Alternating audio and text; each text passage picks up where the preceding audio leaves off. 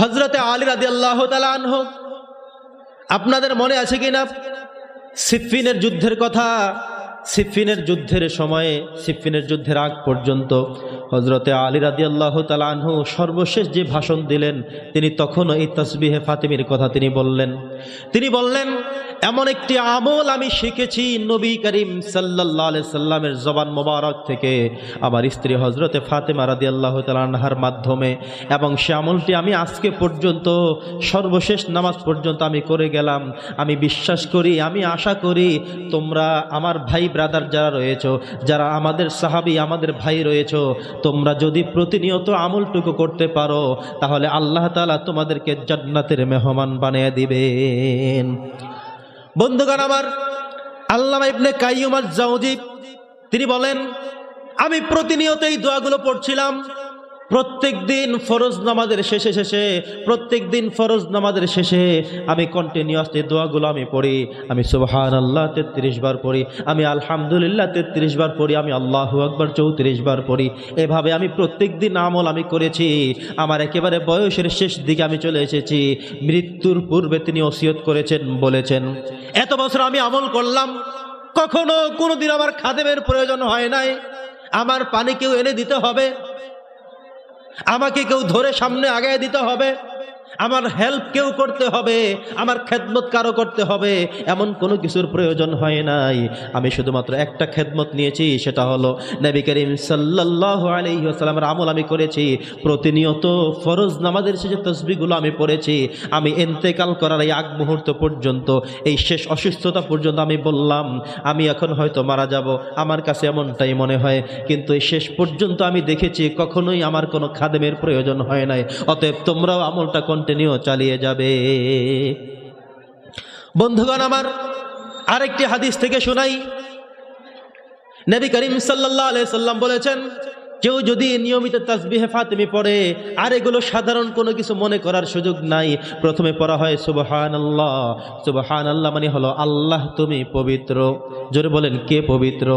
আল্লাহ পবিত্র। এর মধ্যে আমাদের কোনো সন্দেহ আছে নাকি? কোনো সন্দেহ নাই, কারণ প্রত্যেক নামাজের মধ্যে আমরা অসংখ্যবার আল্লাহ যে পবিত্র সেই কথাটা আমরা বলে বেড়াই। যখন আপনি নিয়ত করেন, আল্লাহু আকবার বললেন, প্রথম শুরু করলেন সুবহানাকাল্লাহুম্মা, হে আল্লাহ তোমার পবিত্রতা বর্ণনা করলাম, তোমার পবিত্রতা ঘোষণা করলাম। নিয়ত বাঁধার পরেই প্রথম শুরু করি সুবহানাক দিয়ে। এরপর আপনি যখন রুকুতে চলে যান, সেখানেও আপনি 3 বার পড়েন অন্তত, মিনিমাম ন্যূনতম সুবহানা রাব্বিয়াল আযীম। এরপর আপনি যখন সাজদায় চলে যান, আপনি পড়েন সুবহানা রাব্বিয়াল আলা। মিনিমাম 3 বার পড়েন, কেউ 7 বার পড়ে, 9 বার পড়ে, 11 বার, 13 বার, 15 বার, যত বেজর সংখ্যক পড়তে পারেন ততই ভালো। এই জন্য প্রথম পড়বেন একবার সুবহানা রাব্বিয়াল আলা, এরপরে 2 বার করে জোড়া মিলিয়ে মিলিয়ে পড়তেই থাকবেন। আপনি ইমামের পিছনে দাঁড়ালেন, ইমাম একটু সুযোগ দিয়েছে, আপনি পড়তে থাকবেন বেজর বেজর করে করে।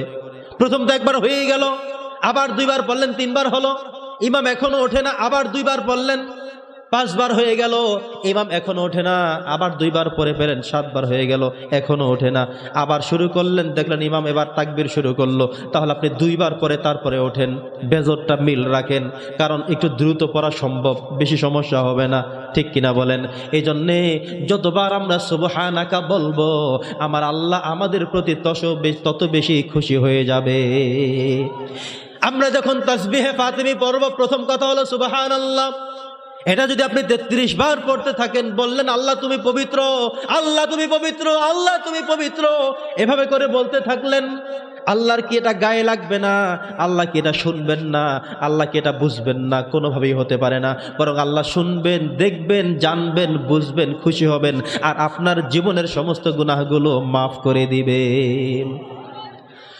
এরপর আমরা বললাম আলহামদুলিল্লাহ, মানে হলো আল্লাহ তোমার জন্য শুকরিয়া, তোমার কৃতজ্ঞতা প্রকাশ করলাম, তোমাকে থ্যাঙ্কস জানালাম, তোমাকে ধন্যবাদ দিলাম, তোমাকে শুকর জ্ঞাপন আমি করলাম। আল্লাহ বললেন লাইন শাকারতুম লাযিদান্নাকুম, যদি আমার কৃতজ্ঞতা প্রকাশ করো অবশ্যই অবশ্যই আমি নেয়ামত বাড়াইয়া দেব। তো আপনি পড়তে থাকলেন, 1 বার 2 বার না, পড়লেন 33 বার। জোরে বলেন কয়বার? আর শেষে সর্বশেষ বলেন আল্লাহু আকবার, মানে হলো আল্লাহ তুমি সবচেয়ে বড়, আল্লাহ তুমি সবচেয়ে বড়। এটা আল্লাহর কাছে কত পছন্দের আমি বোঝাতে পারবো না। আল্লাহু আকবার, এই সাউন্ড, এই স্লোগান আল্লাহর কাছে কত যে পবিত্র, কত যে প্রিয়, কত যে মধুর, কত যে আরামের, কত যে শান্তির, সেটা আমি আপনাদেরকে সারা রাত বলেও বোঝাতে পারবো না। আরে দেখেন না কেন আল্লাহর কাছে এত প্রিয় এই আল্লাহু আকবার সাউন্ড। মানুষকে যখন নামাজের জন্য আহ্বান করবে, আল্লাহ ঘোষণা দিয়ে দিলেন শুরু করতে হবে আল্লাহু আকবার। এই জন্য প্রথম একজন মুয়াজ্জিনকে 4 বার বলতে হয় আল্লাহু আকবার, আল্লাহু আকবার, আবার বলে আল্লাহু আকবার, আল্লাহু আকবার, ঠিক কিনা বলেন? এরপরে একামত, আল্লাহ বলেন সে আল্লাহু আকবার দিয়ে শুরু করতে হবে। আবার একামত শুরু করলো, সেখানে আল্লাহু আকবার। নামাজ আমরা শুরু করব, আল্লাহ কি দিয়ে শুরু করব? আল্লাহ বলেন যেই কথাটা আমার কাছে প্রিয় সেই আল্লাহু আকবার দিয়েই শুরু করো। বলেন না সুবহানাল্লাহ। আল্লাহর কাছে যে কত প্রিয় আল্লাহু আকবার, এটা আমি আপনাদেরকে বোঝাতে পারবো না, হৃদয় দিয়ে অনুভব করবেন।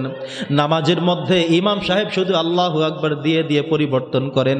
আরে শুধু তাই নয়, ইমাম যদি কোনো ভুল করে ফেলে, একজন মুসল্লি পিছনে দাঁড়িয়ে কি বলে তাকে ডাকবে, কি বলে তাকে শুধরাবে, কি বলে তাকে মেরামত করে দিবে, ভুল শুধরে দিবে, ধরে দেবে, সেই স্লোগানটা আল্লাহ বলছেন সেটাও বলতে হবে আল্লাহু আকবার।